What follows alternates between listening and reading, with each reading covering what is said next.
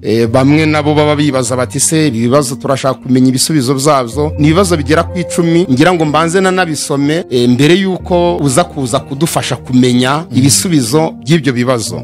Hari ikibazo cya mbere kigira kiti birakwiriye ko amadini n'amatorero agendera kuri bije. Icyo ni ikibazo cya mbere. Iyo tuvuga bije nyine ni bije mugomba kugera kuri aya mu kwezi, natagerwaho ubwo muzaba mwasubiye inyuma. Ikibazo cya kabiri, ese gusezerera uwapfuye mu rusengero birakwiriye? Icyo ni ikibazo cya kabiri. Bigenda bigaragara ko umuntu iyo yitabye Imana baza kumusezerera mu rusengero, se nta handi babikorera. Ikibazo cya gatatu, kwigisha igice abizera bashya birakwiye? Ese ni ngombwa ko umuntu wizeye Yesu Kristo agomba kwigishwa igice mbere yuko ahabwa umubatizo? Ikibazo cya kane, ni ngombwa ko umuntu uhamagariwe kuyobora itorero agomba kuba afite amashuri ashingiye ku bumenyi bw'isi? Ikibazo cya gatanu, umuyobozi w'itorero ni ngombwa ko agira escort zigenda zimurinze, zimugaragiye, zimucungiye umutekano uko bigenda bigaragara hano hanze umunsi ku munsi? Ikibazo cya gatandatu kibazwa, birakwiriye ko itorero runaka cyangwa idini rigira ibyibo birenze 2 ariko wareba ibyo byibo ukabona nta kibo cyo gufasha abakene kirimo, ukabona biratondetse bere ko biba binanditseho, ukagenda usoma ukarese ko nta kibo cy'abakene kirimo? Birakwiriye? Ikibazo cya karindwi, ni ngombwa ko uwakoze icyaha wese yaturira mu ruhame ku karubanda amanitse amaboko akatura umuhisi n'umugenzi bakabimenya? Icyo ni ikibazo cya karindwi.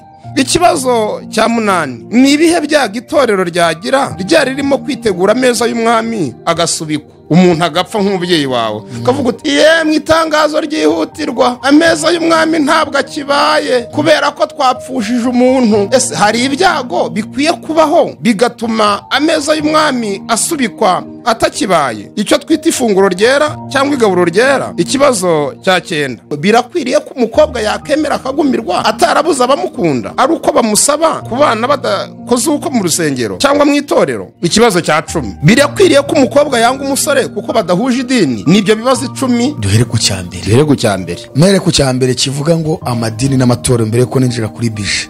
Twerekana none wo rose itorero ryaguyemo. Ubwo nituvuga ngo itorero turavuga itorero ry'akarere, eglise locale cyangwa se local church. Ibyo nibyo twereka abantu uko abantu benshi bagaragaza ko itorero ngaraho ngaho riri, bakanagaragaza yuko none ibintu biriro amadini n'amatorero. Ku ruhande rwanjye rero cyo sinkemera. Ntabwo cyemera? Ntabwo nkemera. Tuvuga amadini, ubwo ndimo ndinjira ku kintu cyitwa bije. Ese itorero cyangwa idini rikwiye kugendera kuri bije? Urugero nk'abadivantiste b'umunsi wa karindwi.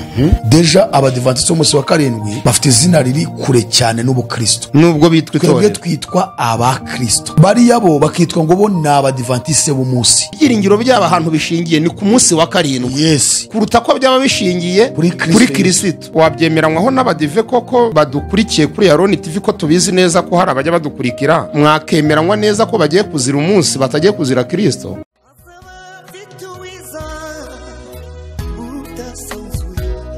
Azaba afite ingororano yo guhema buri wese, guhana n'imirimo yakoreye hano ku isi. Nawe nshuti yanjye aza kwambika ikamba. Bakunzi ba Aroni TV turabasuhuje, amahoro y'Imana nabane namwe. Dushimiye Imana ko muri uyu mwanya iduhaye kuba turiho duhumeka, niyo dukesha ubuzima, niyo dukesha kubaho. Imana turayishimiye. Tubahaye rero ikaze mu biganiro byacu nshuti zacu ko n'ubundi tumubana natwe umunsi ku munsi. Nge nitwa Misago Alfredi, muri kumwe muri uyu mwanya, ariko ndi kumwe na Pastor Jarike. Ndagira ngo mwakire n'ubundi kuko ni mu rugo arisanga abasuhuze muri uyu mwanya. Turabasuhuje mu izina rya Yesu. Mwese aho muri mu bihugu bitandukanye, haba ku mugabane wacu wa Afrika ndetse n'abari ku yindi migabane igize isi Afrika, Asia, Uburayi, Amerika ndetse na Oceania. Mwese mugubwe neza. Imana ibahe umugisha. Urakoze cyane Pastor, kubera ko turi imbere y'Imana kandi ibyo tuvuga byose tubihabwa n'umwuka wera w'Imana. Mwadusengera Imana ubundi tukageza abakunzi bacu ho ibyo twabateguriye uyu munsi. Nyakubahwa mu byo dukunda, twoye kugushimira urukundo rwawe rwinshi wadukunze rutagira akagero, rwatumye utanga umwana wawe mu isi kugira ngo acungure abazamwizera bose bahabwe ubugingo, ndetse kandi ni uburenganzira ku muntu wese kwizera icyo gitambo. Uyu mwanya rero turi imbere y'amaso yawe, turakwinginze ngo ubane natwe, tukweretse abari hirya no hino mu bihugu bitandukanye ku migabane igize isi, kugira ngo umuntu wese ugiye kumva kino kiganiro n'undi uzacyumva kizahindura ubuzima bwe, kizahindura ubuzima bwe mu buryo bw'umwuka no mu buryo bw'umubiri. Ngo nubane natwe, uduhe ubwenge, uduhe ubuhanga, kandi umwuka wera tuyobore mu byo tugiye kuvuga byose. Tubyamaje twizeye mu izina rya Yesu, amen. Arakoze cyane pasiteri kudusengera Imana. Pasitoro, hari ibibazo mfite hano bigenda bigaragara mu madini n'amatorero. Abakunzi bacu bamwe nabo baba bibaza bati se ibi bibazo turashaka kumenya ibisubizo byabyo. Ni ibibazo bigera ku 10, ngira ngo mbanze nabisome mbere yuko uza kuza kudufasha kumenya ibisubizo by'ibyo bibazo. Hari ikibazo cya mbere kigira kiti: birakwiriye ko amadini n'amatorero agendera kuri bije? Icyo ni ikibazo cya mbere. Iyo tuvuga bije nyine ni bije mugomba kugera kuri aya mu kwezi, natagerwaho ubwo muzaba mwasubiye inyuma. Ikibazo cya kabiri: ese gusezerera uwapfuye mu rusengero birakwiriye? Icyo ni ikibazo cya kabiri. Bigenda bigaragara ko umuntu iyo yitabye Imana baza kumusezerera mu rusengero, ese nta handi babikorera? Ikibazo cya gatatu: kwigisha igice abizera bashya birakwiye? Nuko tugenda tubona abizera bashya, abantu bakiriye Yesu Kristo nk'umukiza wabo, bashyirirwaho igihe runaka, imyaka se, amezi se, ngo biga igice. Ese ni ngombwa ko umuntu wizeye Yesu Kristo agomba kwigishwa igice mbere yuko ahabwa umubatizo? Ikibazo cya kane: ni ngombwa ko uyobora itorero agomba kuba afite amashuri ashingiye ku bumenyi bw'isi, icyo twita siyanse? Ni ngombwa ko umuntu uhamagariwe kuyobora itorero agomba kuba afite ubumenyi bw'isi mu bya siyanse? Ikibazo cya gatanu: umuyobozi w'itorero ni ngombwa ko agira escort zigenda zimurinze, zimugaragiye, zimucungiye umutekano, uko bigenda bigaragara hano hanze umunsi ku munsi? Ikibazo cya gatandatu kibazwa: birakwiriye ko itorero runaka cyangwa idini rigira ibyibo birenze 2, ariko wareba ibyo byibo ukabona nta kibo cyo gufasha abakene kirimo, ukabona biratondetse bere ko biba binanditseho, ukagenda usoma ukareba ko nta kibo cy'abakene kirimo? Birakwiriye? Ikibazo cya karindwi: ni ngombwa ko uwakoze icyaha wese yaturira mu ruhame ku karubanda, amanitse amaboko akatura umuhisi n'umugenzi bakabimenya? Icyo ni ikibazo cya karindwi. Ikibazo cya 8: ni ibihe byago itorero ryagira ryari ririmo kwitegura ameza y'umwami agasubikwa? Ese ni ngombwa ko? Gisubiramo neza icyo kibazo. Ni ibihe byago itorero ryagira? Nk'ubu wari uri kwitegura ameza y'umwami ku cyumweru, ari nko kuwa gatandatu umuntu agapfa nk'umubyeyi wawe, kavuga uti mu itangazo ryihutirwa, ameza y'umwami ntabwo akibaye kubera ko twapfushije umuntu. Ese hari ibyago bikwiye kubaho bigatuma ameza y'umwami asubikwa atakibaye, icyo twita ifunguro ryera cyangwa igaburo ryera? Ikibazo cya 9: birakwiriye ko umukobwa yinjira muri bwa buzima bamwe bita ngo ni ukugumirwa, atarabuze abamukunda ku mpamvu z'uko abamukunda bose bamusaba ko babana badakoze ubukwe mu itorero, icyo twita gushyingirwa cyangwa mariage? Umukobwa akagumirwa kandi atarabuze abamukunda, ariko kuko abamukunda badafite umwanya wo gukora ubukwe, wenda bashaka ko bakora indi mihango, gusezerana mu bundi buryo bwemewe n'amategeko, ariko kuko nta bukwe ati sinshaka, simbyemera, Imana yambwiye ubukwe. Birakwiriye ko umukobwa yakemera akagumirwa atarabuze abamukunda, ari uko bamusaba kubana badakoze ubukwe mu rusengero cyangwa mu itorero? Ikibazo cya 10: birakwiriye ko umukobwa yanga umusore kuko badahuje idini? Nibyo bibazo 10 abakunzi ba Yaroni TV tubazaniye kubabariza pasitoro, kandi tuzi neza ko birabonerwa ibisubizo.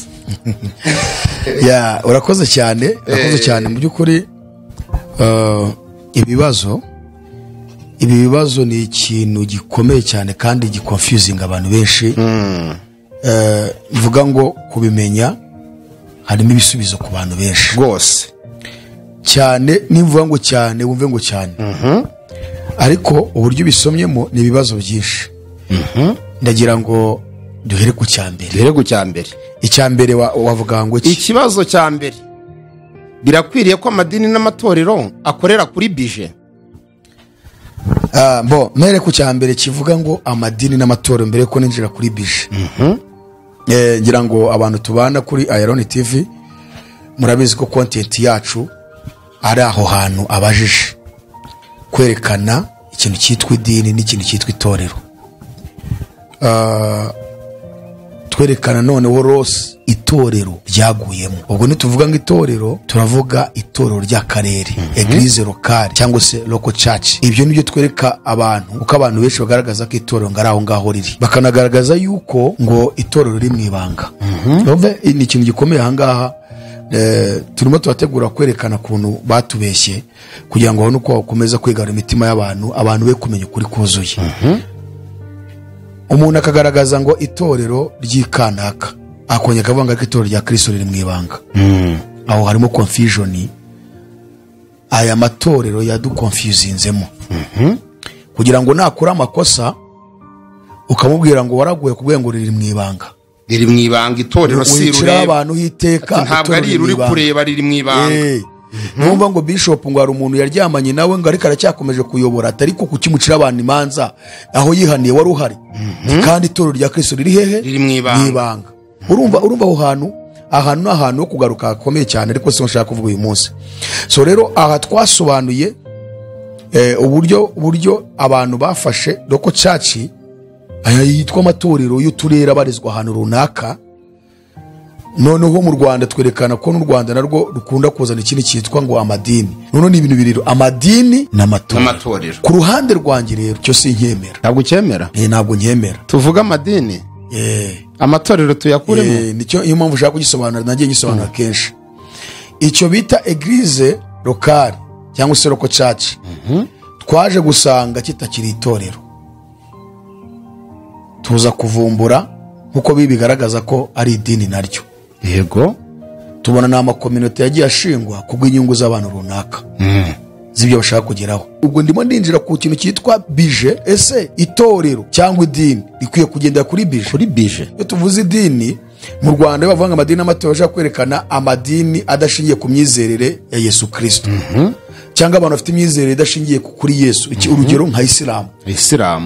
Ntabwo bemera Yesu nk'umwami n'umukiza w'ubugingo bwabo. Kandi bo baranubyiyatora akavuga ngo idini ya Islam. Wibeshye ukabita itorero banagutwika. Bo barabyiyatora akabivuga.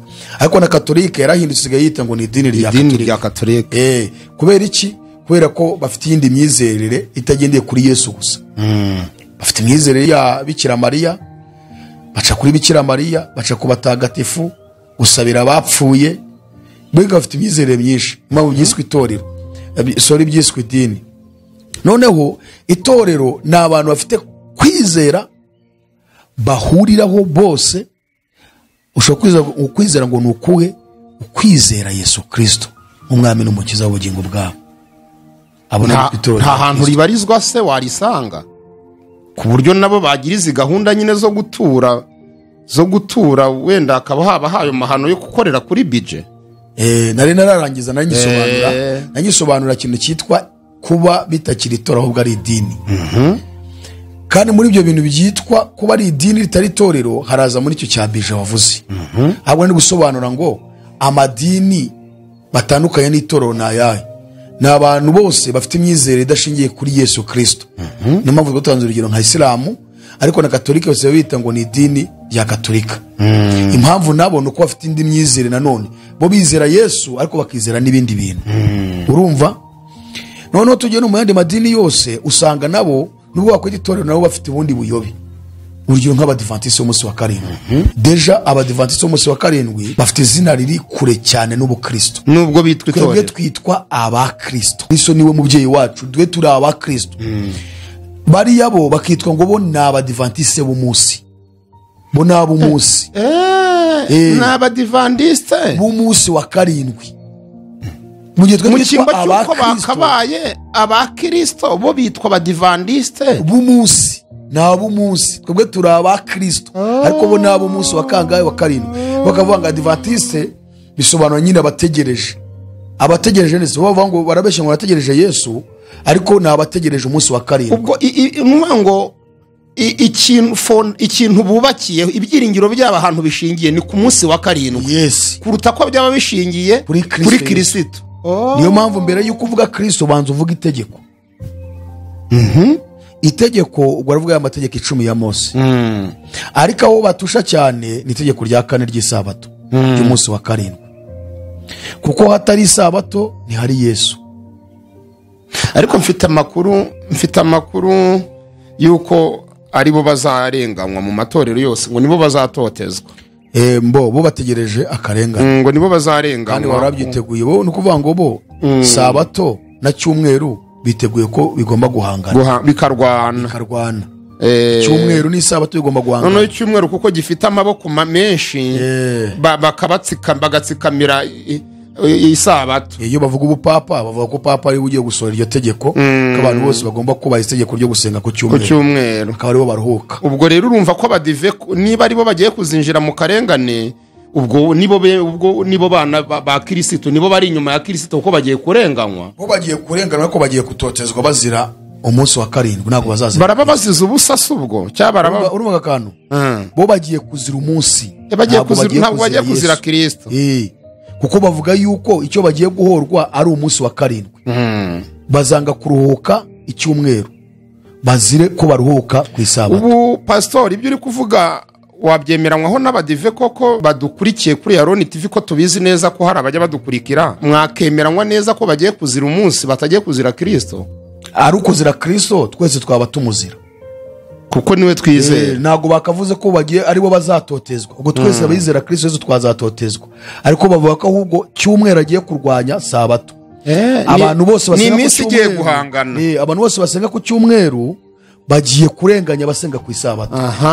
Ubwo iminsi igiye guhangana. Ubwo ni iminsi ihanganye. Ubwo harimo umunsi uzatsinda undi. Nawe urabyumva bavuga ko uzatsinda ari isabato. Oya barahari nabo bazandika muri comment. So nukuvuga ngo rero Adventiste urumva bo nabo bo bitwa abategereje. Kuko Adventiste bisobanura abategereje. Abategereje ikisi kugaruka kwa Yesu, bakunda kwigisha izo nyigisho. Ariko wowe usesenguye ukumva neza intego yabo ni abategereje umunsi wa karindwi. So rero icyo kikabahindura idini, ntibitwa itorero. Kandi imyizere yabo ikaba ifite inkomoko, suruse yabyo ni ku mudamu witwa Ellen G. White. Nabonye afite ibitabo byinshi yanditse, mu byo bizera birimo. Ahubwo vuga uti number 1. Bibiliya izari ya kabiri. Afite ibitabo byinshi yanditse. Urumva yanditse ibitabo 40. Yandika n'udutabo duto tw'udukuru 5,000. Ibi byose babishyize hamwe babyita ngo ni umucyo mutoya, Bibiliya ikaba umucyo munini. Urumva Bibiliya ni ya mbere, ni muri una Bibiliya. Ariko noneho wajya kureba uburyo bigishamo ugasanga nibyo bya mbere, Bibiliya ikaza ari ya kabiri. Kuko ntashobora gufata iminota 10 ataragaruka ku bitabo nka 3 bya Ellen G. White, cyangwa atagaruka ku ntambara ikomeye inshuro nyinshi kurenza ko yajya muri Bibiliya. Ugasanga ni intambara ikomeye, ibyaduka byo minsi imberuka, abakurambere n'abahanuzi n'ibindi. Urumva? Ariko sinzi wenda Yesu n'ibindi. None uriya mudamu mwaba musa naho mutemera ibitabo bye, kandi yaba yarahishuriwe nti uriya mudamu yaba umwuka yaramusuye akamuhishurira. Ibitabo bya Ellen G. Mukaba mutemera ibitabo bye. Ibitabo bya Ellen G. White ntabwo ari umwuka wera wamuhishuriye. Twebwe tubirwanye. Ahubwo twerekana yuko atari iyobokamana ryageze umuntu mu ijuru. Bibiliya ni igitabo cyonyine kizageza umuntu mu ijuru. Ariko igisobanuro ntanze. Ariko byibuze birimo murabyemera. Turabyemera ko tubyemera nk'ibintu byagufasha ngo uzajye mu ijuru. Okay. Kubera iki? Kubera ko niba umuntu ashobora gufata Bibiliya mu minota 10 akagaruka kuri ibitabo bya Ellen G. White, mu minota 10 akaba agarutse nko ku gitabo cya Ellen G. White nibuza nk'iminota 5 aricyo yavuzeho ataragaruka kuri Bibiliya. Ubwo Bibiliya niwo mucyo munini cyangwa icyo ahita muri cyo mucyo munini, kuko icyagarukaho cyane ni nicyo kiri imbere. Kabiri, ubuyobe bw'uriya mugore Ellen G. White ni ukugarura amategeko mu gihe cy'ubuntu. Kandi ibitabo byo byose fondasiyo yabyo n'iriya sabato, itegeko rya 4 ry'isabato. Nubwo yanditse ibindi birebana n'ubuzima, ariko ibindi byinshi agaruka ku mategeko. None ukibaza mu gihe cy'ubuntu ukuntu umuntu agarura amategeko yo kwa Moses. Yesu we nyir'ubwite akayazana mu gihe cy'ubuntu, atarayagaruye ngo avuga ati mujye mwubahiriza isabato. None se tugiye muri Mariko ibice 12 umurongo wa 29 kugeza ku 31, abantu bamubajije ni abahagarariye ayo mategeko. Biravuga ngo haza umufarisayo, niwe wari bashinzwe kwigisha ayo mategeko. Aramubaza ngo mwigisha, itegeko rirushende gukomera mu mategeko ni irihe? Umubajije n'uhagarariye iki? Amategeko. Kandi wari kubaza ni wowe wayatanze. Arangije aramubwira ngo irya mbere ni iri: ukundisha Uwiteka umutima wawe wose n'ubwenge bwawe bwose n'imbaraga zawe zose n'ubugingo bwawe bwose. Aravuga ngo irya kabiri ni iri: ukunde mugenzi wawe nk'uko wikunda. Aravuga ngo nta rindi tegeko. Ubu aho hantu ntinya cyane kandi nubaha, nta rindi tegeko ubwo hirya yayo ngayo nta rindi remereye nkayo ngo rirusheho gukomera. Singaha reka tuhasome. Byatumye tujya kubanza kwerekana icyo kintu cyitwa itorero, uburyo atari itorero naryo ari idini, kuko bavuga ko imyizerere yabo ishingiye ku kwizera Yesu Kristo n'umwami n'umukiza, kandi abizera Yesu Kristo n'umwami n'umukiza nibo bitwa itorero. Ni cyiza ahantu ribarizwa Mariko, ariko turimo gushaka kureba imyizerere yindi igaragaza ko atari itorero, ahubwo nabo ari abanyamadini. Mariko 12:29 cyangwa 28 nibyo byiza, nahimvuze mbere 29. Nuko umwe mu banditsi ni nabo bayandikaga deja ayo mategeko. Nuko umwe mu banditsi yumvise bajya impaka, amenya yuko abashubije neza, aramwegera aramubaza ati, mbese itegeko ry'imbere muri yose ni irihe? Ry'imbere. Yesu aramusubiza ati, irya mbere ni iri ngo, umva Isiraheli, Uwiteka Imana yacu niwe mwami wenyine. Nuko rero ukundisha Uwiteka Imana yawe umutima wawe wose n'ubugingo bwawe bwose n'ubwenge bwawe bwose n'imbaraga zawe zose. Irya kabiri ngiri: ukunde mugenzi wawe nk'uko wikunda. Nta rindi tegeko rirushayo. Hariho ikintu cyitwa pointer. Ntabwo wemera kugira ibindi wongeraho ngo disikitenga, ariko ngo hari n'andi mategeko. Niyo mpamvu iri jambo avuze ngo nta tegeko rirushaho ayo gukomera, hagiyeho agapoint bivuye ngo nta bindi wemeye kurenzaho. Uvuga ngo ariko ngo hari andi mategeko, ngo ngiri niri ry'isabato n'ibiki. Ntabwo wemeye kugisha Yesu impaka, garukira aho ngaho. None uyu si Yesu nyir'ubwite ubivuze, nta rindi tegeko. None si risomo abadive bararyirengagiza, ntibarisoma bo? Bararisoma ariko bakaryanga kuryumva ku bushake. Se ntibyaba ari ukwiyobagiza? Ubwo bushake uvuze nuko kwiyobagiza nibyo turi gushaka kureba uburyo bahindutse idini atari itorero. Turashaka kureba kiriya cyiswa amatorero, bakavana amadini nka Isilamu bakashyira ku ruhande, bakerekana ko hari n'amatorero. Tutavuga ngo ayo yiswa amatorero kuko nta matorero, cyangwa nayo ni amadini. Kuko Isilamu impamvu yiswe idini ni uko yirengagije ukuri k'ubutumwa bwiza, yanga Yesu kandi ari we mukiza w'abari mu isi yose. Niyo mpamvu biswe abanyamadini, bafite indi myizerere yabo. Adventiste yirengagije Yesu, yemera itegeko rya Mose. Ngo Mose babereye iki? Ko numva bamuririmba mu ndirimbo zabo cyane Yesura. Nta kuntu batamuririmba, bamuririmba mu ndirimbo, abaririmbyi bamugarukaho cyane Yesu. Niyo mpamvu dushaka kureba kuba Adventiste aririmba kugaruka kwa Yesu cyane mu ndirimbo zabo. Bigisha nibyo bigisha. Ariko ikibazo gihari, mugize ngo Yesu utamuvuga, n'abapagani baramuvuga. Nose nibyar rya jambo bavuga ko bamuzi ariko bakamuhakanisha ibyo bakora. Erega yewe abakunzi bacu kuri Aroni TV, sinshaka ko hari idini wenda bavuga bati murarirenganije. Niyo mpamvu ngira ngo bisobanure neza byumvikane, bataza kumva ko wenda hari idini ryarenganijwe cyangwa se ryibasiwe runaka. Ubisobanure kabisa byumvikane. Abadive baririmba Yesu, bigisha kugaruka kwa Yesu, bamwigisha gute batamwemera batanamuzi? Uburyo bamwigishamo batamwemera batanamuzi nuko Yesu agaragaje hano itegeko ryo kumwumvira iryari ryo. Avuze ko ari gukunda Uwiteka tukanakundana ubwacu nk'abana b'Imana hagati yacu ko nta rindi tegeko nta rindi ririho tegeko rirushaho gukomera. Ariko umudiva akakubwira ngo no, hari itegeko rirushaho gukomera, itegeko ry'umunsi wa karindwi. Wibuke kweza umunsi w'isabato. Kandi hano batweretse puwe ko nta rindi tegeko uye kuzana, umwami rye yavuze ni iryo. None nyir'ubwite umwami bamweretse ko ibyo yavuze atari byo. Hari irindi tegeko rero. Kandi bakakubwira ngo niwe nyirayo, ubwo ari we nyirayo rero, ngo niba udakurikiza amategeko ye, cyane ko bavuga ari amategeko 10 ngo niyo agize ingoma y'Imana, niko bavuga. Ngo ijuru naryo rifite amategeko arigenga. Yego. Ariko dushobora kwibaza ngo amategeko yazanywe n'iki? Pawulo yaravuze ngo yazanywe nyuma y'igihe kubera ibicumuro. Ntabwo amategeko yahawe abadacumura, amategeko yahawe abagize gute? Abacumura. Ariko bakavuga ngo amategeko 10 ngo niyagize ingoma y'iki? Y'Imana. Bivuga ngo mu ijuru nabo baracumura. Niba itegeko rivuga ngo ntukice, ntukibe, ntugasambane, bakavuga ngo aya mategeko agize ingoma y'Imana, mu ijuru hari abasambanyi babayo, hari abicanyi babayo, hari abajura babayo. Kubyo bavuga ngo aya mategeko agize ingoma y'Imana, ngo niyo mpamvu ugomba kuyubahiriza. Kandi yashyiriweho ibigande, niko Paulo yavuze muri Timoteyo. Ibigande aranabisobanura ababyeyi, abicanyi, abasambanyi, abarenganya abandi n'ibiki byose. None baravuze ngo agize ingoma y'iki? Y'Imana. Bivuga ngo n'abamarayika arabareba, n'ibizimba bigomba kubahiriza amategeko. Bivuga ngo bishobora kubona bicikwa bikica bikaba byasambana. So rero icyo dushaka kugaragaza, Yesu bamufashe nk'agakingirizo kuko bazi ko ari ugezweho muri iki gihe cya none, kandi bazi neza yuko agakiza ari we kabonerwamo.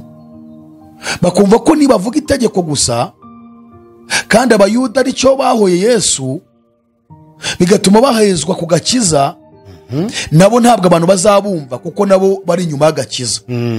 Bagafata Yesu bakamugira agakingirizo cyo kwifashisha, ariko igipushinga cyane ni itegeko rya 4 ry'isabato. Kuko barategeka bakanavuga yuko itegeko rya 4 ry'isabato ngo nicyo kimenyetso Imana yadushyiriyeho. Mu gihe isezerano cyagaragaza ko ikimenyetso Imana yahaye itorero ari umwuka wera. Singaha urwandiko rwa mbere, urwandiko rwa kabiri Paulo yandikiye Abakorinto, ikimenyetso. Urwandiko rwa kabiri Paulo yandikiye itorero ry'Ikorinto, ibice 2, igice cya mbere umurongo wa 21-22. Urwandiko rwa mbere rwa kabiri igice cya mbere umurongo wa 21-22. Imana nidukomezanya namwe muri Kristo, kandi niyo yadusize, niyo yadushyizeho ikimenyetso, iduha umwuka wayo mu mitima yacu h'ingwate. Niyo yadusize kandi niyo yadushyizeho ikimenyetso, iduha umwuka wayo mu mitima yacu h'ingwate. Abefeso igice cya mbere umurongo wa 13. Efeso 1:13. Yego.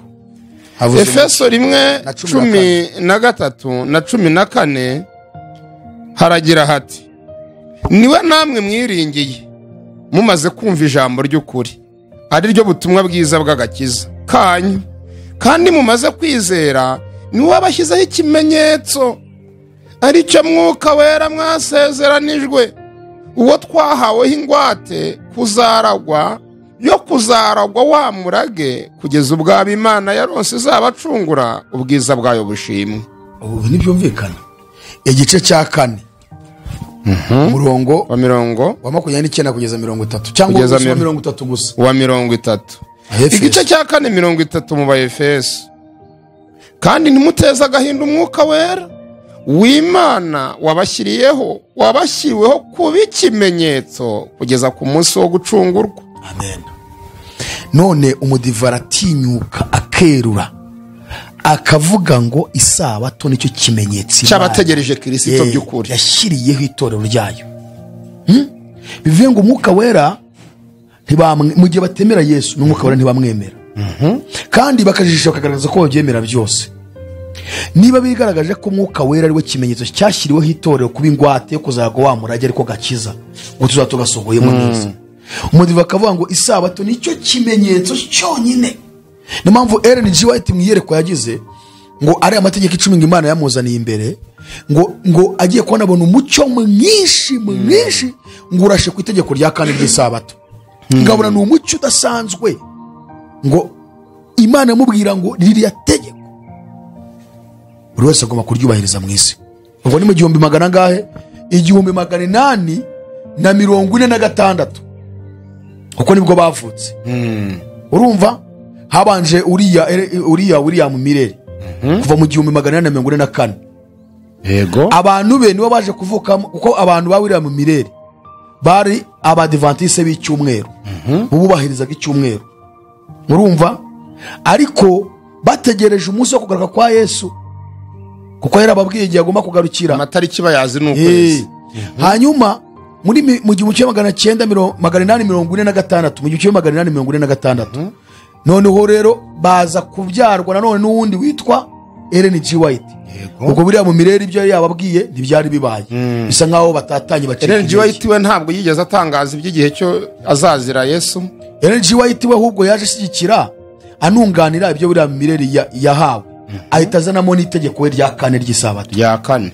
Kuko yaje agaragaza ko buriya mu Mireri hari akantu yibeshyeho gato. Ese Imana iribeshya? We agaragaza ko ngo icyo yabonye ahubwo ngo yarabonye ngo Yesu ngari bwo azahaguruka ahera akinjira ahera cyane gucira bari mu isi imanza. Ngo niko kantu ngo yabonye agira ngo ukugaruka kwa Yesu aje mu isi ahubwo abona ngo azabahagurutsa ahera akinjira ahera cyane amera nk'umwunganizi. Nyuma y'ibyo ngahita noneho rero yere ku itegeko rya kane ry'isabato k'abantu bose ubwo bagomba gutangira kubyubahiriza kuko Yesu yinjiye mu rukiko agiye gutangira gukatira abantu iki urubanza. Bagomba kwitondera amategeko y'Uwiteka rero n'abatayitondeye urubanza rubariho.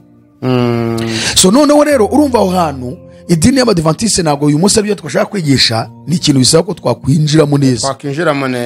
Abo nashaka kwerekana ko atari itorero ahubwo ni idini ariko ifite agakingirizo kitwa Yesu. Ariko imyizerere yabo ikaba idashingiye kuri Yesu by'ukuri. Barigisha Yesu bakamuvuga bakamuririmba mu byo bahimba kugaruka kwa Yesu nibiki. Ariko igifite imbaraga ni ibitabo bya Ellen G. White. Igifite imbaraga ni amategeko ya Mose. Kandi birivuga ko amategeko ya Mose yahamyaga kuza kwa Yesu. Bari magambo abo twatangiranye turi kwigana Bibiliya ko turi kwigisha Bibiliya ku rubuga rwacu rwa ministeri tuyoboye yitwa Disciples Family of Jesus. Twigisha Bible study. Twasobanura isezerano rya kera n'uburyo biri rigaragaza nuko ryitwa rifite amazina 3. Ubwo twumvise ashaka nko kuba muri iyo gahunda yo kwiga Bibiliya se wabahagera gute? Agomba kuza kwiga Bibiliya ko yiyemeje no kuza kwifatanya natwe. Anyuze he yakifatanya namwe anyuze he? No kuvuga ngo tugira amateraniro y'imisi ine mu cyumweru. Kuwa kabiri, kuwa kane, kuwa gatandatu no ku cyumweru. Ubu n'uyu munsi turayafite. Yinjirira he mu mufasha abantu? Tugaterana kuva saa 3 z'ijoro kugera saa 5 z'ijoro. Ku bantu bari hirya no hino mu bihugu bitandukanye ku isi ariko tugendera ku masaha yo mu Rwanda n'ayi Burundi. Kuko nibo bari kumwe. Ubwo abandi bo bareba kigiye aho bihuriye. Wabo uko bimeze. Hanyuma umuntu uje agomba kuba yiteguye kugumana natwe ngo twige duhaguruka tujye kwamaza ubutumwa bwiza. Kuko turashaka gusoza misiyo ya Yesu yo kujyana ubutumwa. Tugutoza abantu kuvamo intumwa za Yesu bakahinduka abamisiyoneri bakajyana ubutumwa bwiza. Bakuza umwuka wera Imana igakora nabo bakagenda. Ushaka kutujoininga rero areba kuri screen yawe. Yego. Iyo screen yawe iri imbere yawe kuri telefone, kuri televiziyo urimo urarebera, kuri ekara yawe, reba hasi urabona nimero zacu za telefone. Usa nk'ukoramo gutya ugikoramo harafunguka harambuke umanuka hasi munsi y'intego za Iron TV igenderaho urasanga link ya WhatsApp. Utujoininge tugwe karibu ubundi uze twibanire mu bane. Naho ngaho cyane. So rero twasobanuye ikintu cyitwa isezerano rya kera ryari ryo ariyo ryitwa isezerano rikuru. Dusobanura noneho n'isezerano rishya. Isezerano rya kera Bibiliya igaragaza rifite amazina 3. Izina rya mbere ryitwa ni igishushanyo. Cyangwa se iryo ni izina rya mbere. Iryo ni izina rya mbere. Irya kabiri cyangwa se ryitwa ishusho y'umubiri wande wa Kristo. Ubwo yikendaga kuzaboneka kitari ishusho nyirizina. Niyo mpamvu bavuze ngo ni ishusho y'umubiri wa Kristo.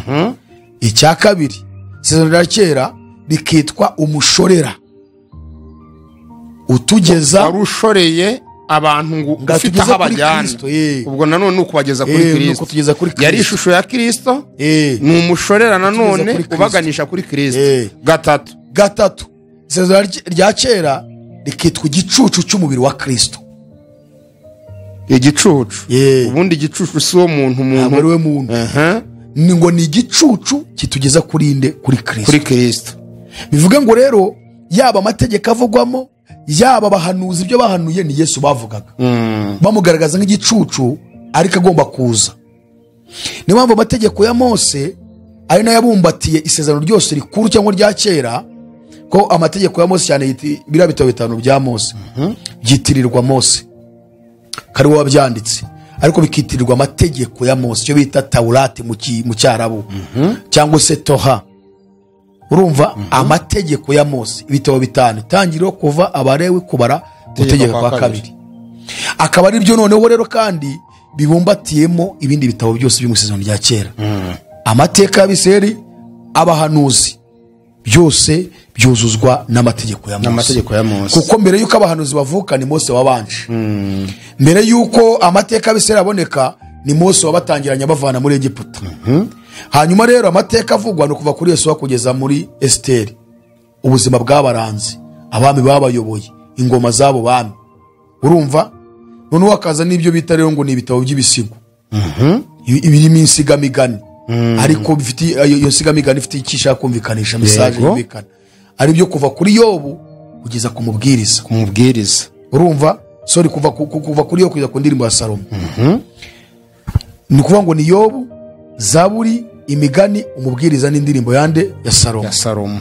Hakaza bitwa ngo abahanuzi bakuru kuva kuri Yesaya kugeza kuri Danieli. Hakaza bitwa ngo abahanuzi bato kuva kuri Hoseya kugeza kuri Yoweli, kuri Maraki.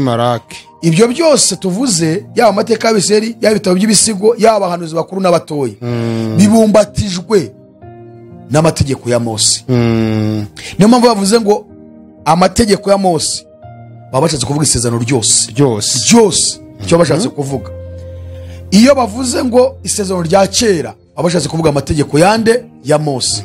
Ibyo byose rero, yaba biriya bitabo Mose yanditse 5, yaba amateka y'Abisirayeli, yaba ibitabo by'ibisigo, yaba abahanuzi bakuru, abahanuzi bato, byose byitwa ishusho ya Yesu. Ikongera bikitwa umushorera tugeza kuri nde kuri Kristo. Bikongera bikitwa igicucu cy'umubiri wa Kristo.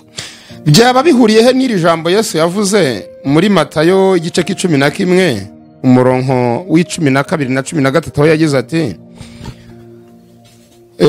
Matayo 11 umurongo w'12 na 13 uhereye ku gihe cya Yohana Mubatiza ukageza none ubwami bwo mu ijuru buratwaranirwa, intwarane zibugishamo imbaraga, kuko abahanuzi bose n'amategeko byahanuye kugeza igihe cya Yohana. Byaba bifite ahantu bihuriye, kuko abahanuzi bose n'amategeko byahanuye kugeza igihe cya Yohana. Kuko Yohana ni uhagaze mu gusoza isezerano rya kera no gutangiza isezerano rishya. Yohana yaje agaragaza ko wa wundi byitirirwaga agiye kuza. Ubwo abagihagaze mu rya kera babimenye ko nyir'ubwite noneho yaje, kandi n'abazaza nyuma y'uko aje bazakurikiza noneho ibyo yivugira nyir'ubwite. Ubutumwa watanga ni ubuhe? Kuko we yaje guhamya icyo isezerano rya kera ryamuvugagaho. Niyo mpamvu Yohana ari urangiza isezerano rya kera agatangiza isezerano rishya, kuko impamvu arirangiza nuko ari kwerekana ko uwavuzweho ibyo aje. Urumva? Kabiri, agaragaza ko kandi bagomba kumvira w'ibyo azagira gute azavuga. Niyo mpamvu no mu kumubatiza ijwi ryumvikaniye mu ijuru, nguyu umwana wanjye nkunda nkamwishimira, mumwumvire. Bivuga ngo ibyo agiye kuvuga ari byo mugira gute mwumvira. Muramenye mwiguma mu bya kera, ahubwo ibyo agiye kuvuga none byo mugira gute mwumvira. Ariko abayuda banga kumvira ibyo avuze, baguma mu bya kera. Bibiliya Yesu yaravuze ngo umucyo waraje, bakomeza guhitamo umwijima ku umucyo. Kuvuga ngo isomye wa Kolosayi, ibi bintu batagira ngo nibyo tumwe turivugira, hari igihe bashobora kuvuga ati ibi bintu ntiyaba ari ibihimbano cyane nk'umudive, kuko ari we turi kuvugaho. Atavuga ati icyo twangira abaprotestani bavuga ibintu by'amarangamutima yabo, ntago bakoresha ibyanditswe. Kuko nuko abadive byabo bavuga ngo Bibiliya ijambo gusa ry'Imana. Ariko nabwo kumva bararivuga mu buryo bucuritse. Bihangane cyane ko twabatinzeho kubera iyi mpamvu, ariko n'andi madini zitwaje tuyerekane yitwa ngo ni amatorero. Afite na za bici ari gukorera kuri za bici, ariko abadivantiste bo bari mu bantu ba confusinga cyane. Ni ukuvuga ngo Abakolosayi igice cya kabiri umurongo, reka mbere ku murongo wa 16.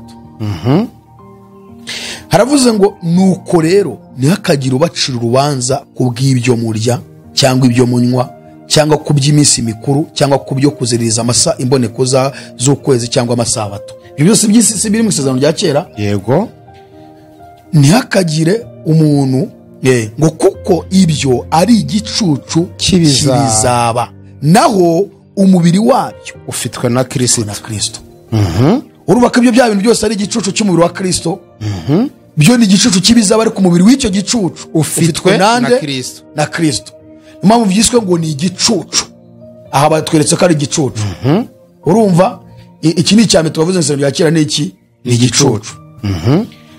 Hanyuma rero bavuze ngo kuko ibyo ari igicucu kibizaba, naho umubiri wabyo ufitwe na Kristo. Abagalatiya, twagiye mu Bagalatiya. Yego. Abagalatiya igice cya 3. Abagalatiya igice cya 3 umurongo kamere ku murongo 21 niho byumvikana cyane. Ariko nashaka cyane 23 kugeza 25. Haravuze ngo mbese ubwo bibaye bityo amategeko arwanya amasezerano y'Imana ntibikabeho, kuko iyaba harabayeho amategeko abasha kubeshaho abantu, gukiranuka kuba kwarabeshejweho nayo. Ngo amategeko ntagatanga gukiranuka. Mu gihe bavuga ko amategeko areza duhesheje. Umva ngo iyo iyaba harabayeho amategeko abasha kubeshaho abantu, gukiranuka kuba kwaraheshejwe nayo, nta kindi cyari gukenerwa. Aha. Ariko ibyanditswe bivuga yuko byose byakingiraniwe gutwarwa n'ibyaha, kugira ngo abizera bahabwe ibyasezeranijwe babe biheshejwe no kwizera Yesu Kristo. 23. Aha harakomeye rero. Icyakora uko kwizera kutaraza twarindirwaga tubohewe gutwarwa n'amategeko, dutegereje kwizera kwari kugiye kuzahishurwa. Ubwo nibwo buryo amategeko yatubereye umushorera wo kutugeza kuri Kristo, ngo dutsindishirizwe no kwizera. Ariko kwizera kumaze kuza ntitwa tugitwarwa na wa mushorera. Kwizera kumaze kuza twaba tugitwarwa na wa mushorera. Ubwo ntabwo umushorera kidutwara. Ayo mategeko nta akazi kayo kararangiye. Kuko yari umushorera tugeze kuri nde, kuri Kristo. None ubu abantu benshi ntabwo baba bagikomeje kugundira ibitazabagirira umumaro. None se nyine nawe byumve, no mu buzima busanzwe ikintu cyamaze kuba expired ngo yukiriye ngo kirakwangiza. Urumva se ubwo batarangiza. Ni nayo mpamvu batumva. Ikintu cyabaye expired yo kirengo kirakwangiza. Niyo mpamvu yibabwiye ubu butumwa bw'ubwami bw'Imana bwo kwizera Yesu Kristo no gutsindishirizwa no kwizera, kuko bamaze kwangirika batabyumva. Virusi mbi uburiye ngo amavirusi mabi, amabagiteri mabi gukunki kiba cyararangije garande. Niyo mpamvu bashyiraho ngo gisohotse ubu garande yaki zarangirira hano, nyuma yaha ntabwo cyemewe kuri ukirya kirakugiraho ingaruka. Kandi dore izo ngaruka ngizi tuzisanga no mu Bakorino. Rwandiko rwa mbere Pawulo yandikiye Abakorino nazo yarazigaragaje ingaruka bafite zibariho zituma badashobora kumva ibyo tubabwira. Urumva urwandiko rwa mbere, urumva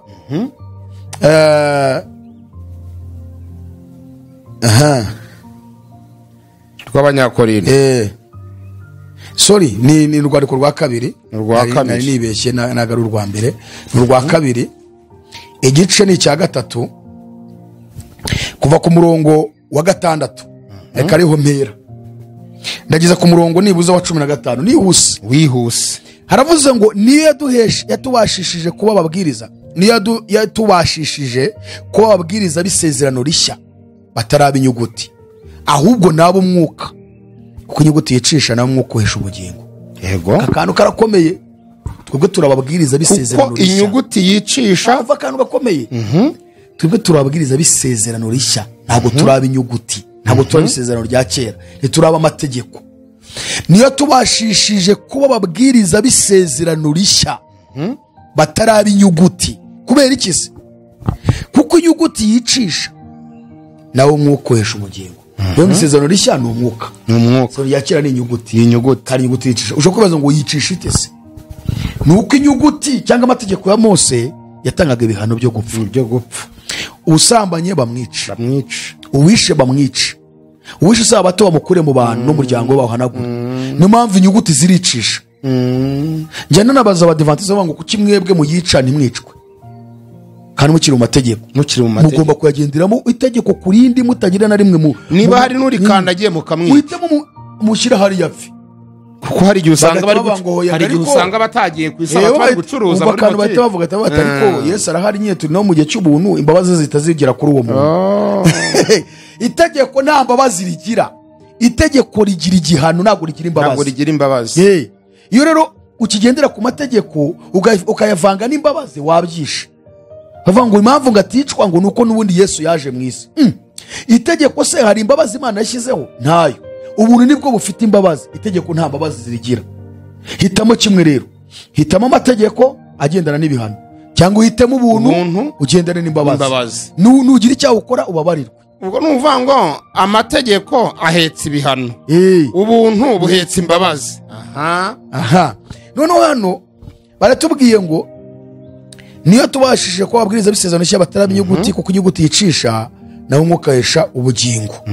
Nuko rero niba imitegekere y'urupfu, twatangiye kubona ingaruka baturajurebe. Nuko rero imitegekere y'urupfu yanditswe igaharaturwa ku mabuye, ayo ni amategeko 10. Niyo mitegekere y'iki? Y'urupfu. Kuko nyine tubonye ko uwayicaga yaricwaga. Banagaragaje ahandi haratuye.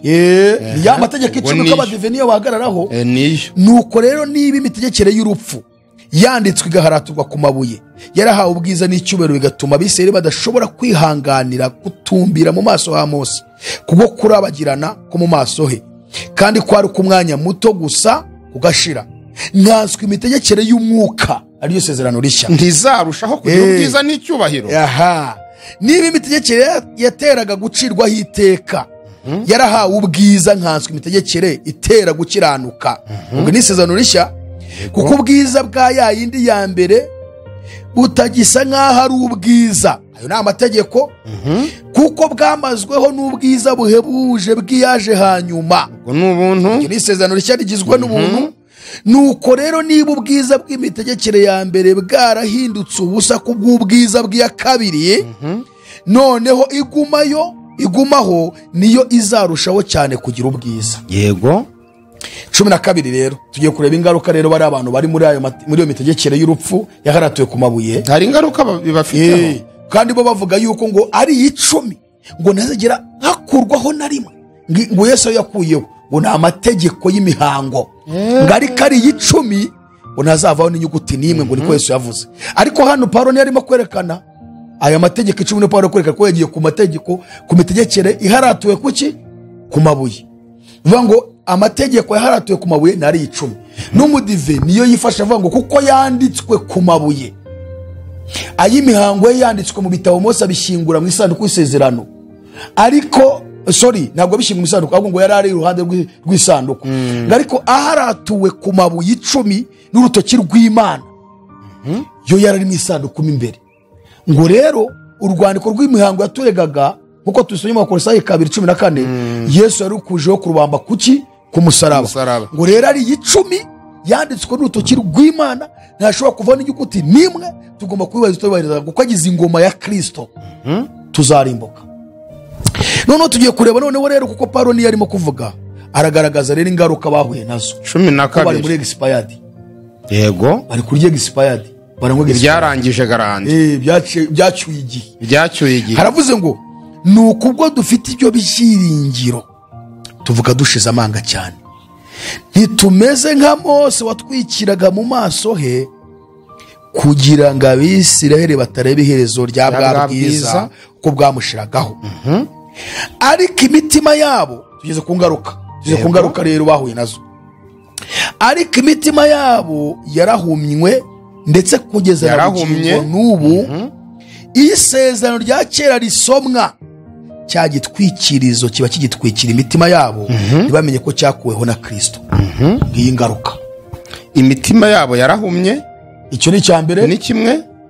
Kabiri, iyo bari gusoma isezerano rya kera, cya gitwikirizo cyatwikiraga mu maso ha Mose ntibabone ubwiza bwa Mose, nguno kiba gitwikiriye imitima yabo, ntabwo kikiri mu maso, cyavuye mu maso ubwo gitwikira imitima. Kandi iyo tuvuze imitima, kiri ku maso, iyo tuvuze imitima tuba tuvuze ibitekerezo, ngo gitwikiriye ibitekerezo byabo. Ntabwo ashobora gushirwa Kristo ngo abone ubwiza bwe, ntibibaho, ngo abone ubushobozi bwe. Noneho hano ahita ngo ahubwo kugeza na bugingo n'ubu 15, kugeza na n'ubu na bugingo n'ubu, ibya Mose iyo bisomwa, iyo nyegamo ihora ku mitima yabo. Ngo nyamara iyo umuntu ahindukiriye umwami, iyo nyegamo ikurwaho. Ngizi ngaruka rero, bakunzi ba Aroni TV, iri ni ijambo ry'Imana turi gusoma. Hari igihe kenshi iyo tuganira ijambo ry'Imana mu biganiro nk'ibi, abantu bamwe bavuga ko ari ibitekerezo byacu tuba turi gukoresha, ariko iri ni ijambo ry'Imana. Impamvu pastor aba ari kuzana n'ibyanditswe ni ukugira ngo n'undi muntu turi kumwe kuri Aroni TV yisomere, nawe ajya bisoma arebe koko ibintu bari kutubwira biranditse cyangwa ntibyanditse. Ni ijambo ry'Imana, ni Bibiliya, niyo tuba turi gusoma. Ndizera neza, ndashidikanya ko n'uwajya ugira ikibazo akatubwira uti ariko muri kutubeshya, yajya byandika muri komenti tukareba niba igitekerezo cye n'ikibazo cye koko gifite ishingiro kigendanye no kuvuga ko twaba turimo turababeshya. Wenda ngufashije aho ngaho no mu kwandika komenti ye, yongereho n'ibivuguruza ibingibi, n'ibivuguruza ibingibi, avuga ati wowe dore ahubwo biri cyane rwose cyane. Ikibazo rero gihari, turi kuvuga abadivantiste nibo dutinzeho cyane kubera isabato, kuko abantu benshi cyane ko n'abirirwa bamamaga bati ese ko mutubwira gusoka mu madini, nimutwereke aho tujya ngo munagaragaze ko ahubwo nayo madini yose mubwira gusohokamo namwe ubwanyu mwayobye. Abaze twayobejwe n'iki? Ati kuba mutitondera itegeko ry'isabato. None zo kubwira abantu gusohoka mu madini wowe witondera amategeko y'Imana. Ati rero niba nayo utayitondoka abantu gusohoka, nawe ahubwo sohoka muri Babuloni. Nuko birirwa batubwira. Kuko hari abandi bajya bamamagara bambwira ati twebwe tumaze kumenya ko isabato twayishe tugomba kuyubahiriza. Hari uretse kumamagara ari ku mupaka wa Gatuna. Yego. Rambwira ati ngewe umugabo wanjye ni pastor, kwa dufite itorero i Muhanga, dufite n'abantu benshi cyane, ariko nza guhishurirwa yuko Imana iransanga inyereka yuko kuko tutubaye itegeko rya kane tuzarimbuka. Mbibwira umutware wanjye ntiyabyumva, hanyuma rero bituma dusenya itorero. Ubu turimo gushaka kugira ngo twarize itegeko rya kane ry'isabato. Ndamubaza ni se koko n'umwuka, ati ngiye umwuka yaransanze, atayimushorana, ariko uwo mwuka gusanze nuwo tubona mu ijambo ry'Imana cyangwa n'undi mwuka? Abantu bwo kugenda bahishurirwa. Ese mvuga ni ba Ellen G. White bagiye kuboneka ari benshi cyane. Noneho ndavuga ndika tujye muri Bibiliya tuganire, turebe isezerano rya kera icyo rivuga n'isezerano rishya. Umbwire wowe urasoza umbwira ngo ndumva atari umwuka w'Imana wabimishuriye koko, ahubwo n'undi mwuka. Twinjiramo ndamwereka yarimo arashaka kutujoyininga nyine kuri ministeri yacu, ariko nyine avuga ngo musobane ku isabato ngo ngagomba kuyubahiriza. Ngo mwese murayubahiriza? Bisoza avuga ati ati shate ndabibonye ntago ari umwuka wera wamishuriye. Ati ahubwo uyu mwuka ngomba kubaza Imana uwo ari wo. Umwuka uguhishurira ko uwishe isabato azarimbuka ntago ari umwuka wera w'Imana, kuko tubonye ko isezerano rishya ni isezerano ry'umwuka. Kandi ngo Pawulo avuze ngo niyo tubashishije ko ababwiriza b'isezerano rishya batarabi inyuguti, kuko inyuguti yicisha, ariko umwuka agahesha iki? Ubugingo. Izo nyuguti ahita agaragaza ko ari imiharature, ari amategeko yaharatuwe ku bisate bibiri by'iki? By'amabuye. Kandi ibyo tuzi byahatuwe kuri biriya bisate ni amategeko 10. Harimo itegeko rya kane ry'iki? Ry'isabato. None Pawulo avuga ati iyo miharature rero yahatuwe ku bisate by'amabuye itera urupfu. Arongera agaragaza yuko abakiyisoma bayibamo. Urumva? Iyo nyegamo nicyo gitambaro cyatwikiraga amaso ya Mose n'ubona ubwiza bwe, ngo byatuma batabona ubwiza bwa Yesu kuko bakiri kuri iyo nyegamo yatwikira imitima yabo, ntekerezo zabo. None uyu mwuka wagusanze kubwira isabato ni umwuka w'Imana, ubwo yaba arimo kurwanya ibi rero ibintu nka zanditse. Yego. Ntabwo yaba byemera. Uwo muntu cyo kuza icyo mushimira nuko yahindutse n'umutware we, kandi urumva barabohoka. So icyo nashatse kuvuga rero, twagaragaje ko isezerano rya kera rikubiyemo biriya byose, ariko rikaba riyobowe n'amategeko ya Mose. Pawulo aravuze ngo isezerano rya kera iyo risomwa, nicyo kibazo nari ngiye no kubaza. Nicyo nshaka kugarukaho. Uyu munsi abantu bafite Bibiliya ni benshi. Umuntu yajya kwiga isezerano rya kera ari icyo ari gushaka. Urumva agakantu abantu badukurikiye bakitondere cyane, kuko niba Bibiliya batarahise bayica ngo bakure irya kera barijugunye, hasigarira ishyashya, dufasha kumenya noneho irya kera iyo turyiga tuba dushaka gukura mwihenyo. Iki rero nicyo nshaka gusobanura. Ni ukuvuga ngo twamaze gusobanura isezerano rya kera uko ryitwa, uko Imana rigaragaza, kandi niko kuri. Urumva kuko twabigaragaje muri Bibiliya. Ariko Pawulo wasoza agaragaza ko iyo risomwa, kiriya gitwikirizo cyatwikiraga mu maso ha Mose, Abisirayeli ntibabone ko ubwiza bwamushizeho, ntibanamenye ko abufite, cyahindutse inyegamo ijya kwegama ku mutima. Ariko akongera avuga ngo ni igitwikirizo gitwikire kandi imitima yacu. Kandi imitima ivuzwa aha ni intekerezo. Bibiliya yivuze umutima ishatse kuvuga ibitekerezo byacu, kuko niho Imana iba, niho ituye, ni nayo nzu y'Imana, n'urwo rusengero rw'Imana. Ikorana natwe mu bitekerezo, tunayakira tuyakira mu bitekerezo, niyo tuyirukanye tuyirukana mu bitekerezo. Ibitekerezo bitekereje neza bikora neza, bituma umuntu akora neza. Iyo bitekereje ibibi ukora nabi. Niyo mpamvu twakire Yesu tureka ibibi, niyo tumuretse duhita tujya gukora ibibi. Niyo ngo umutima rero ni mu bitekerezo, ni rwo rusengero rw'Imana, niyo nzu y'Imana igendamo ituramo aho nyine. None ngo iyo usomye isezerano rya kera rero, kiriya gitambaro cyatwikiraga ubwiza bwa Mose Abisirayeli ntibabubone, kiraza kigatwikira ibitekerezo, ntiduhishurirwe ubwiza bwa Kristo, ntiduhishurirwe mesaje Yesu arimo aratanga iyo uri kurisoma. Urumva ako kantu? Noneho niyo mpamvu navuze ngo ugomba kuza kumenya ngo isezerano rya kera ni irihe, rigizwe n'iki. Tujya kwerekana amateka, abahanuzi, dusobanura amategeko ya Mose ko ari yahatse ibyo byose.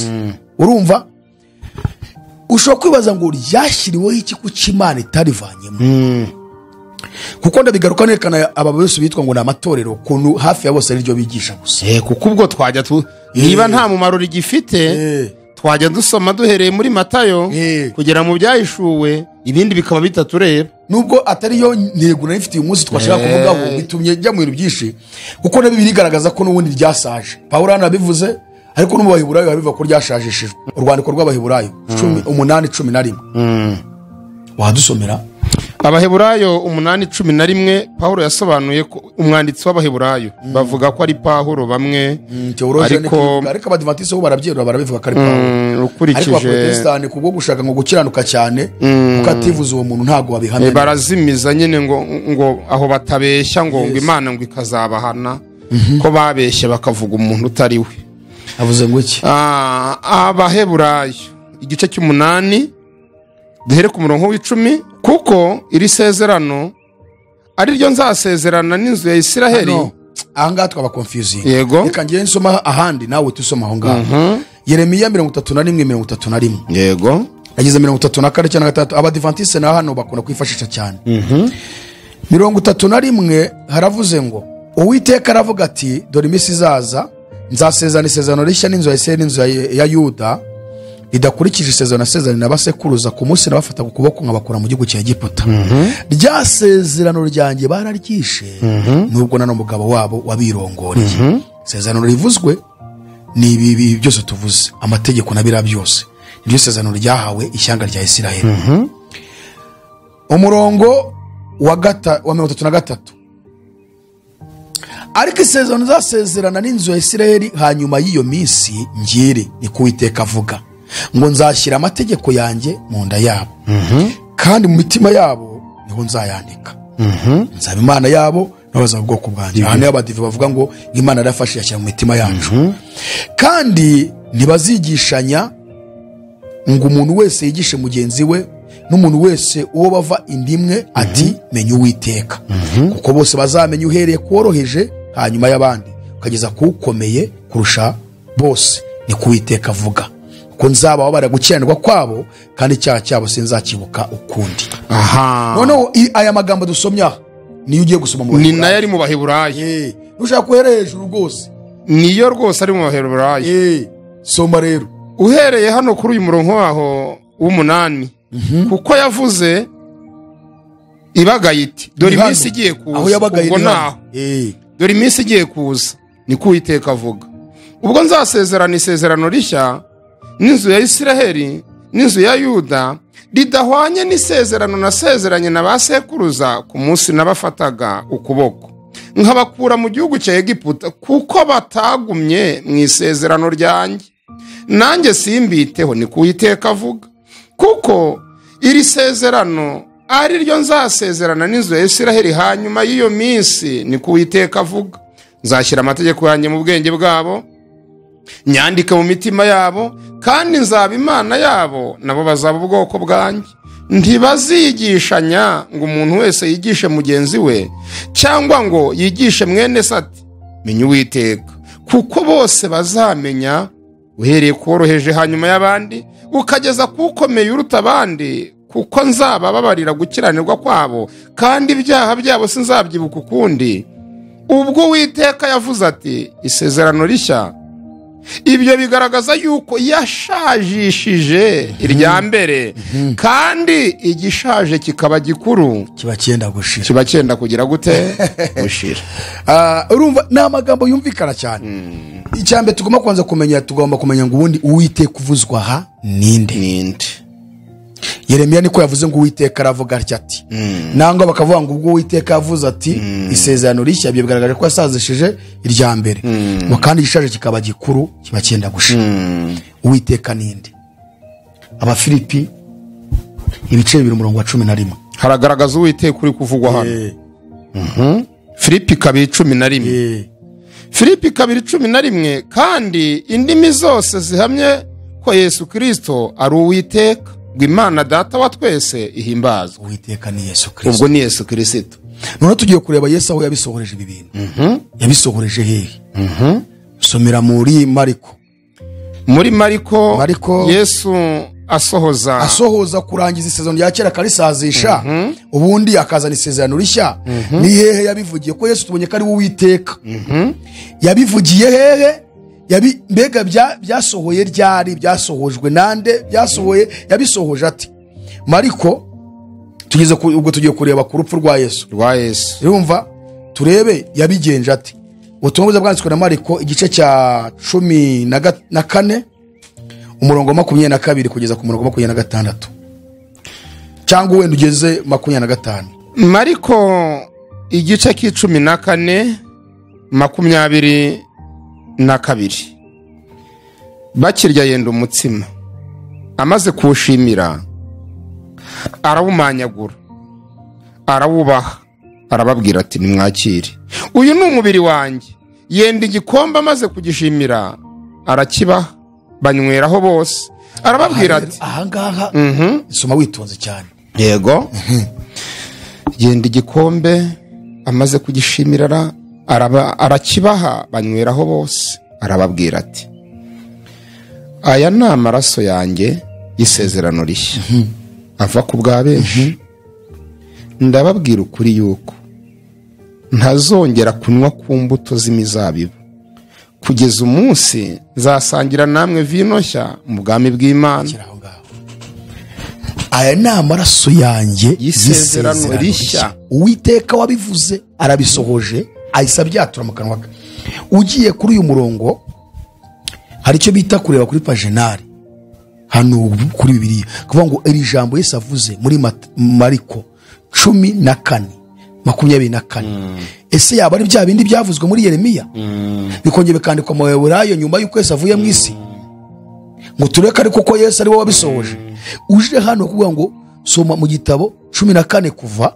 Ubwo ku bantu badukurikiye kuri Aroni TV ni n'uburyo bwiza bwo kwiga Bibiliya no kumenya kuyisoma, ugenda uhuza ibyanditswe byo mu isezerano rishya ndetse no mu isezerano rya kera. Amagambo ari hasi, aba hasi kuri Bibiliya, bagusubiza muri ibyo bintu wasomye ahandi hantu waribona byavuzwe, uburyo byavuzwe kera bikaba byarasohoje cyane rwose. Noneho hano barabyerekanye kuko n'umurongo 24 baravuze ngo Luka 14 umurongo wa 24 biri hehe ngaha ngaho kuva 24 umurongo wa 8 Yeremiya 31 ko naho bihaboneka hano mu kuva 24 umurongo wa 8 ni igihe barihabwaga rya sezerano ry'amategeko munsi y'umusozi wa Sinayi Mose amanukana amategeko iryo sezerano bariherewe babyumvise hano Yeremiya 31 tumaze gusoma Imana ivuga ngo nzasezerana isezerano rishya n'inzu ya Isirayeli n'inzu ya Yuda bivuga ngo aya magambo Yesu avuze agaragajwe mu isezerano rya kera ko ari bya bindi Imana yavugiye kwa Yeremiya banagaragaza iryo sezerano Imana ritangiye kuko urubo batubwiye ngo dore imisaza ni kuwiteka avuga ubwo nzasezerana isezerano rishya n'inzu ya Isirayeli n'inzu ya Yuda ridakurikije isezerano nasezerano n'abasekuruza ku munsi bafata ku kuboko bakura mu gihugu cya Egiputa rya sezerano ryanjye bararyishe nubwo nari umugabo wabo wabirongoreye iryo sezerano rero nari amategeko 10 bahise babyerekana ngo ni kuva 24 umurongo wa 8 ugiyeyo nibyo usangayo nono muri Yeremiya Imana yavuga ati banze kuryumvira ngiye kuzana irindi rishya reka mbasezeranye irindi rishya Yesu muri mariko nawaraje ariho Uwiteka arababwira ati aya ni amaraso yanjye y'isezerano rishya yagiye kumereka ngo abeshi bari ibyaha ubwo iryo rishya ni rimwe Yeremiya yavuze nyuma yuko bishe irya mbere none Yesu ati niri iryo Yeremiya hanuye niri ntimutegereze irindi niryo risimbuye bimwe bya bindi byose bya mbere byabananiye byari igicucu urumva byari umubiri Bibiliya nta nubwo itera confusion nta confusion zirimo nuko abantu benshi nyine cyagiti yanyegamo yanyegamiyo igitwikiriye imitima ntago ni expired nyine byararangiye umucyo witeka nyine ubamurikira ngo babashe kumenya ariko Bibiliya irasobanutse cyane Imana ari kuduha ibintu bicanze ibibaho oya nta gahunda yo kuducanga Imana ifite ntayo nose yaducanga ijuru ryo rikazajyamo bandi ariko padiri yaragize ngo namba niyo oya ntabwo Imana ifite gahunda yo gucanga abantu ubwo yabifite n'ubwugu bw'ijuru ryayo vuga uti reka mbacange nzabo nuko mbatwika neza ibintu yabishyize mu mucyo kugira ngo tubyumve cyakora uwica amatwi akajya yiyobagiza akigira injiji sinshaka kubyumva sinshaka no kubimenya ibyo birahagije uko ndi nuko izanjyanira uko ibyo biramureba none nicyo ravuga ngo rero Bibiliya bigaragaje ko Imana risazishije Yesu agashyira isezerano rishya abantu bashobora kwibaza isezerano rishya niri ko abantu benshi bakunda kubitindaho nabo njya numva bategereje babyigisha nabi bavanga isezerano rishya ngo Yesu yavuze aha ngo ritangirira ku musaraba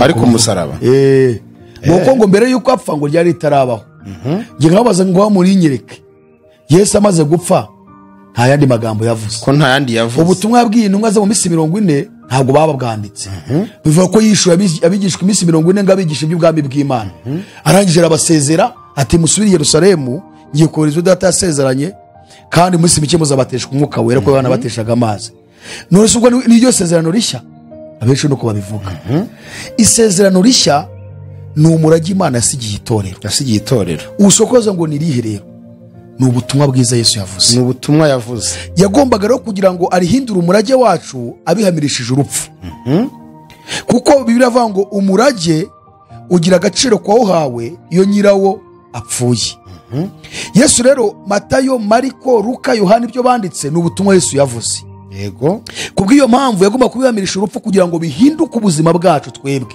byitirirwe ko ari ibyacu abihamirisha gupfa tugira amahirwe aranazuka urumva asubira hehe mu ijuru yohereza n'umwuka uza kurushaho kubidusobanurira cyane noneho hakaza inzandiko intumwa ze zanditse zibihawe n'umwuka nanone biza guhamya ubutumwa bwiza Yesu yavuze yego hakaza n'igitabo cy'ibyahishuwe gisobanura ibintu byose bisozera isi noneho byose hamwe tubona ni ibitabo 27 akabiri byitwa isezerano rishya iryo ni ryo Yesu yaduhaye twebwe nk'itorero ab'iki gihe haba mu ruhande rwa Isiraheli no mu ruhande twese rw'abanyamahanga birareba izo mpande zose Isiraheli teoya ntago ibyo tubishaka turaguma ku bya Mose umudivantiste teoya tuzabifata byose tuzabigenderaho twemere ibya Mose iyo nzira tuyihagararemo y'amategeko twemere n'ibya Yesu kandi ntaho hagara mu nzira ebyiri aratanyuka biba birapfuye rero Abayisiraheli bahamije Yesu icyaha cyo kwica isabato cyangwa kwica amategeko, baramwica. Uyu munsi bari mu ngaruka z'icyo bakoze. Umudivantiste ashyigikiye icyo umwisirayeli yakoze cyangwa umuyuda. Kwemera amategeko ya Mose ni nko guhamiriza abayuda ko ibyo bakoze ari ukuri. Kuko Yesu icyo yazize ni isabato, kuviyora amategeko. Ariko cyane isabato.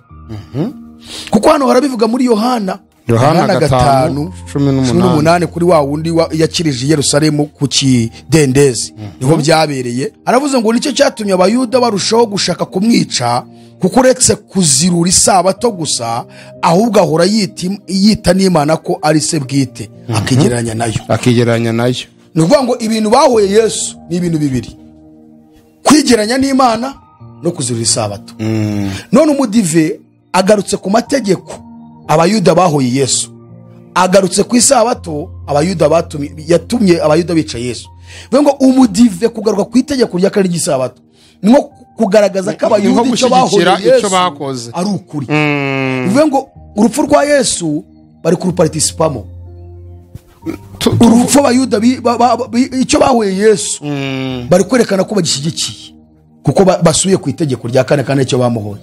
Ariko ubu tuvuga ko uyu munsi nabo baramutse bafite nk'imbaraga zirwanya uwica isabato, nabo bamurwanya nk'uko barwanyije Yesu. Ubundi se baramutse bafite nk'imbaraga, ubundi se niba bikora nibyo. None se abadivantiste umunsi wa karindwi bavuga yuko aribo torero ryonyine mu isi rigizwe n'agace gatoya Imana yisigarije ikabaha ukuri kuzuye, kutongerwaho kutagabanywaho.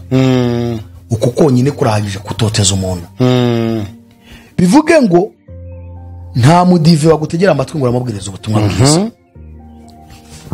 Umudive mugomba kwicarana ari uko wemera yuko ibyo akubwira ariko ari ukuri. Icyo ni cyambere. Cya kabiri, umudive yemera kuguha umwanya ari uko uri umudivantiste mugenzi we mugiye kungurana mu byo muzi, yego, nta kujya inyuma yabyo. Niyumva gato usa nk'uwamaze kubogama, arita bate nawe ugiye muri Babuloni, genda. None se gutotezwa kurenza uko ko gufunga umutwe n'ibitekerezo, ko kwa kundi nyine twabonye ko ibitekerezo byabo byafunzwe bitwikiriwe, ku buryo yumva ko nta wundi muntu mu isi Imana yashyizeho ngo imuhe ubundi bwenge yamwungura. Bakumva ko ubwenge ari ubwa Ellen G. White ndetse n'ibitabo bye ari byo bagenderaho, abandi bose ibyo bavuga no, zero. None Pastoro, mu gusoza iki kiganiro, umudive uyu munsi ukurikira Iron TV uri kumva ibi biganiro, akumva n'umudive, wamugira nama ki? Ni ukuvuga ngo inama nagira umuntu wese umudivantiste utwa umudivantiste w'umunsi wa karindwi, ni uko agomba kurekura itegeko ry'isabato, akamanika amaboko akarekura itegeko. Andi mategeko akajya ku buntu. Bavuga ko twebwe andi mategeko ngo tuyemera tunayakurikiza, ngo ariko itegeko rya kane tukaryanga. Baravuga aba protestant nyine. Nuko yakwivanamo ikintu cyitwa isabato, akaguma mu badive ko yarakikuyemo. Abadivantiste rero bagumamo yabana nabo, birashoboka. Ubwo kurirekura harimo no kubavamo. Kurirekura ni ukubasohokamo. Muri Katolike iyo wuzuye umwuka wera bahita bagusohora. Baravuga ngo ni imyuka mibi wuzuye. Nugumamo uwo mwuka azigendera. Yego. Adventiste uvuze ngo itegeko ry'isabato utangiye kurirwanya no kuvuga yuko iryo ngiryo ari Yesu ari we mwami waryo, ari we nyiraryo, kandi yabisohoje ari we byavugaga. Bahita batanya kurwanya ugasohokamo. Abapene cyangwa abaprotestants cyangwa abadeperi n'abandi igihe cyose utari guhuza na fondasiyo cyangwa fondateri wabo ibyo yazanye, ukagira gato ukagira ibyo ubusanya nabyo, ntabwo bagufata nk'umukristo wabo. Bahita bavuga ngo wahinduye iki? Imyizerere. Yego. Nugumamo n'ubundi ibyo ngibyo bavuga ngo niko kuri ntuzemera kubikoresha kuko ntabwo muzamugikorana. Ni ukuvuga ngo gusohokamo biraterwa n'imyizerere koko wakiriye y'ukuri ituma baramutakigendana. Ntabwo gusohokamo ari kuvuga ngo wenda ngo ugiye kwijugunya, ahubwo ibyo wamenye nibyo biri butuma usohokamo, kuko ntabwo muri buhuze. Aribo ntibari bukwemere, nawe ntukibemera. None uramaramo iki? Bakunze kubashinja ko mubasaba gusohoka mu gihe cyose bamenye ukuri, ariko ngo ntimubarangira aho bajya. Barajya he nahava? Iri jambo barajya he nicyo bita aderese. aderesi ntabwo izangeza mu ijuru, nawe ntizakugeza mu ijuru. Aderesi ifite ingaruka nziza kuba mu bana hano muri iyi si. Ingaruka nziza ni izihe rero? Ni community, ni ishyirahamwe ryo kuvuga ngo nindwara bansure, nisonza mabuze icyo ndya bateranye bami. Ubwo turagaruka ku kintu cyitwa bije y'amadini n'amatorero. Twabanje gushaka gusobanura ko n'ibyo bita amatorero nabyo atari amatorero y'amadini. Ubwo twibutse abari kumwe natwe ko ya Roni TV ni kuri bya bibazo 10 twatangiye. Nibyo turiho. Niyo mpamvu twavuze ngo reka tubone twerekane ibyo bita ngo ni amatorero ko nabyo atari amatorero ahubwo ari amadini. Noneho bituma tugeze ku badivantiste tubona ko bafite ibintu byinshi bisaba gusesengura cyane. Yego. Niyo mpamvu atari ukwirukanka. Kandi n'abandi bose na Katolike twayivuzeho ko imyizere yabo ishingiye ku bintu byinshi. Ishingiye kuri Bikira Mariya, ishingiye ku batagatifu, ishingiye ku ishapure. Wenda nabo tuzagira igihe cyo kubagarukaho dusoza. Ubwo nshaka kwerekana uburyo ari idini na Adventiste ari idini, kugira ngo tubivane mu matorero. Ubwo barangije guhinduka idini ntabwo ari itorero.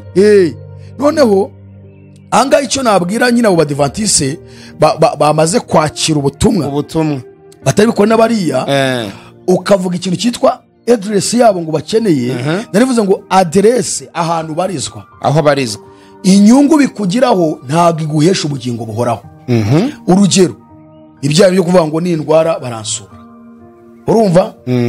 Kabiri, ninjya gushingirwa baranshyira. Ayo masakaramentu azayakorerwa nande niba adafite address? Ubwo amasakaramentu muri kuvuga na yahe? Abakatolike bafite amasakaramentu 7. Urumva? Hanyuma abandi bose bitwa abaprotestants nibo n'abadivantiste bishyira mu protestants. Tugira 2 gusa. Napfa zashingurwa nande? Banza wumve. Tugira 2 yonyine. Umubatizo w'amazi menshi. Yego. Kabiri, tukagira n'igaburo ryera. Abakatolike bongyeyeho ibindi. Ongera gushingirwa, gushyingura. Sacerdote ntabwo gushyingura biza mu isakaramentu mu bakatolike, haza ubusacerdoti. Wenda reka tukubinjira muri ibyo ngibyo. Urumva se ni ukuvuga ngo aho ngaho ibi byaya masakaramentu cyangwa se kuba nari mfite adresse, hari ibintu byampeshaga, hari ibintu ushaka kuvugaho. Mubatizo n'igaburo ryera ni amasakaramentu yemewe muri Bibiliya. Tugaruka kuri serivisi zikorerwa umuntu, kuri serivisi cyangwa imihango ikorerwa umuntu kuko afite adresse y'ayo madini. Icyambere hari ugusezeranya, gushyingira. Kabiri, gushyingura. Gatatu, gusengera abana. Ibyo ngibyo. None niba ntagifite adresse se nzabikorerwa nande? Ntabwo mbitinze. Ni ukuvuga ngo gusengera abana, gushyingira no gushyingurwa. Ibi ngibi tubisubikiye. Kuko urumva nibyo bituma abantu bavuga ko ugomba kugira aho barizwa. Ariko buri wese agomba kwisobanukirwa uwo ari we muri Kristo Yesu. Cya kabiri, buri wese agomba kumenya ko umuremyi, Imana yamuremye, ya yindi yizeye, ya yindi akurikiye, ifite abantu benshi muri iyi si kandi bo gukoresha ku bibazo byose ufite. Aho kugira ngo urimbukire ahantu, injira muri Yesu neza, uzabona n'ibirenze ibyo batekerezaga. So mu gusoza rero mbwira umudivantiste ngo arekure, umukatolike arekure ibyari amasakaramentu 7 niyo myizerere yiwe. Ubwo uzabasobanurira aho bazakura bwabo za serivisi niba bamaze gusohoka. Nicyo tugezeho cyo gusobanura. Ahubwo buri wese abizirikane, tuzabibereka aho bikorerwa no kwisobanukirwa uriwe muri Kristo Yesu, ku buryo utabibura. Yes, none kandi utakiri mu idini. Udafite aho barizwa wowe ngo mu idini runaka, kuko adresse y'umuntu ntabwo ari idini. Reka tugere dute dushonje duhishiwe niko abanyarwanda bavuga. Bakunzi ba Roni TV turabashimiye ko mwabanye natwe muri iki kiganiro, kandi ibiganiro byacu birakomeje. Izo ngingo 10 ntabwo nta nimwe tuvuze. Ubwo rero ni mu biganiro bitaha. Yesu abaho umugisha. Twatangiye dusenga Imana, n'ubundi wasenga Imana pasitoro, ugasengera imitima y'abari bari kumwe natwe muri iki kiganiro, kugira ngo Imana irusheho gukuraho yanyegamo ku mitima yabo, maze ukuri k'ubutumwa bwiza kurushaho kubatambikira mu gihe nk'iki ngiki. Ugize neza Mana kubwo ijambo ryawe ryiza uduhaye, kandi ugize neza kuko wunguye ibitekerezo byacu. Ugize neza kubw'umucyo wundi uduhaye, hakaba ari umwijima w'ubujiji bwari buri kuri benshi uvuyeho, hakaza umucyo w'ubutumwa bwiza. Turasengera umuntu wese wumvisha ubutumwa ngo umufashe kandi abugumemo, imbaraga z'umwuka wera zimanukire ku buzima bwe, kandi Imana ikomeze kumuyobora kugeza ku iherezo rye. Uwumvishe nonaha n'undi uzabwumva buzamugira umumaro. Turagushimiye ko umvishe gusenga, habikoze n'icyubahiro mu izina rya Yesu, amen. Shalom, turabashimiye. Ni mwandike muri comment ibyo mwifuza ko tubasobanurira, ni mukoreshe ya musangiza abandi ubutumwa bwiza, mukore subscribe. Umwami Imana akomeza abishimire. Shalom, murakoze cyane. Amen. Azatujyana muri amazu meza yaduteguriye, nitugerayo tuzahora turiri, zaba kumwe na Eliya, zaba kumwe na Abrahamu, tuzahora